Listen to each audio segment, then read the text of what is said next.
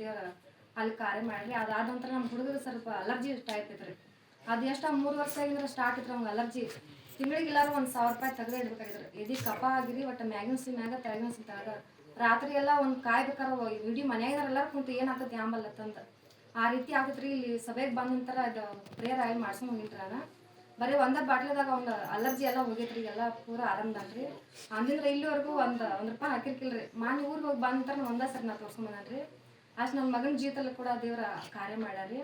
ಅದ್ರಿ ಮತ್ತು ನಮ್ಮ ಅತ್ತಿಗಿರಿ ಕಣ್ಣು ಆಪರೇಷನ್ ಆಗಿದ್ರಿ. ಅದು 2 ಸರಿ ಆಪರೇಷನ್ ಆದ್ರಿ. ಒಂದೇ ಕಣ್ರಿ ಅವ್ರಿಗೆ ಒಂದೇ ಕಣ್ಣು ಕಾಣ್ತೈತ್ರಿ. ಅರ್ಧ ಕಣ್ಣು 2 ಸರಿ ಆಪರೇಷನ್ ಆದ್ರಿ. ಅದಾದಂದ್ರೆ ಬರೀ ರೆಪ್ಪೆ ಎಲ್ಲ ಬರೀ ಬಾವು ಬಂದ ಒಟ್ಟು ನೋವು ಭಾಳ ಆಗತೈತ್ರಿ. ಅದು ಸರ್ಗಳಿಗೆ ಹೇಳಿ ಇಲ್ಲಿ ಪ್ರೇಯರ್ ಮಾಡ್ಸ್ಕೊಂಡು ಹೋದ್ರಿ ಒಂದು ಬಾಟ್ಲರಿ.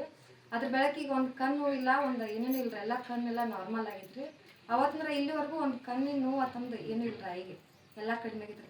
ಮತ್ತು ಮನೆ ಶುಕ್ರವಾರ ದಿನ ಸರ್ಗಳು ನಮ್ಮ ಮನೆಗೆ ಬಂದ ನಮ್ಮ ಅಕ್ಕಾಗೂ ಅವರು ಅಷ್ಟೊಂದು ನಂಬಿಲ್ಲ ಬರ್ತನ ತಂದ್ರೆ ಕರೀರಿ ಆದರೂ ಪ್ರೇಯರ್ ಮಾಡಿ ಸರ್ ರೀ.